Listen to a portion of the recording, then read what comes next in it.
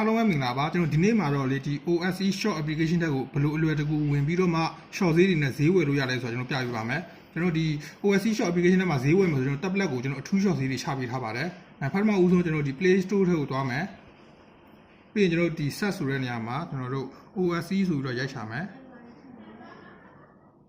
ပေါ်လာပြီဆိုရင်တစ်ချက်နေပေးပါပြီးရင် install ပေါ့ကျွန်တော် download လေးကိုခဏဆောင်ပေးပါ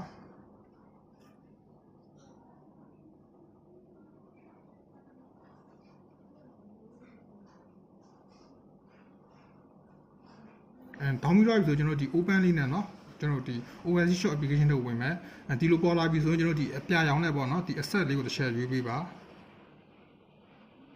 ဒါပေါ်လာဆိုကျွန်တော်တို့ cancel တစ်ချက်နေပေးပေါ့เนาะ cancel နေပေးမယ်ပြီးရင်ကျွန်တော်ဒီ application တွေကဒီ service ပေါ့เนาะ service ကိုတစ်ချက်နေပေးပါပြီးရင်ဒီမှာကျွန်တော်တို့ 1 key ပေါ့เนาะ1 key နဲ့ကျွန်တော်တို့ဒီ login ဝင်မယ်ဒီမှာဆိုရင်ကျွန်တော်ဒီတခြားဟာတွေပေါ့နော်ဒီ account login တို့ mobile login တို့ဒီ WeChat တို့ဒီ Google တို့ဘာမှရွေးပေးစရာမလိုဒီ 1 key လေးကိုပဲနေပေးပါ1 key နေပေးတယ်ဆိုရင်သူ auto အကုန်လုံး login ဝင်တော့လိုက်ပါမယ်ဒါဆိုကျွန်တော် login ဝင်ပြီးသွားပြီ